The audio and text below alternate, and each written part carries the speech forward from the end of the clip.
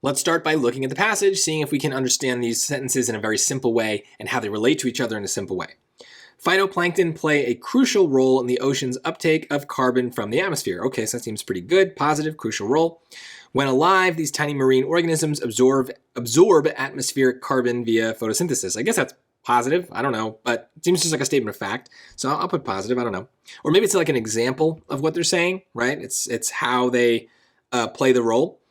After they die, the phytoplankton sink to the ocean, to the seafloor, where the carbon in their cells gets stored in sediment, preventing it from cycling back into the atmosphere.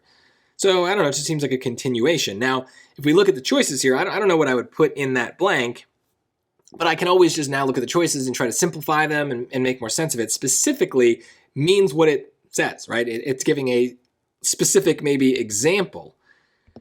But be careful. I know I wrote the word example there, but the first, that last sentence is not an example of the second sentence, right? It's not the case that what they do when they die is an example of what they do when they're alive. Those are just two different examples maybe, but in order to use a word like specifically, we need to be specifically mentioning the thing that came before it. So a 1 and a 2 doesn't work. It needs to be an example. It's not. These are just two separate examples.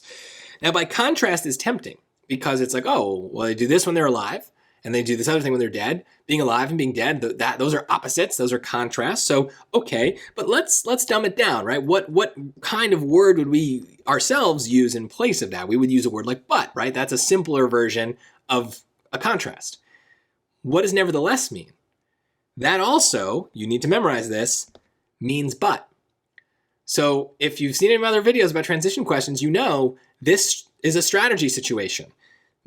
If two choices are the same kind of thing, if we're dumb summarizing the transition words, and two of them kind of fit in that same category, it's unlikely that they're right, or one of them is right, because how could one be right and the other wrong if they mean the same thing?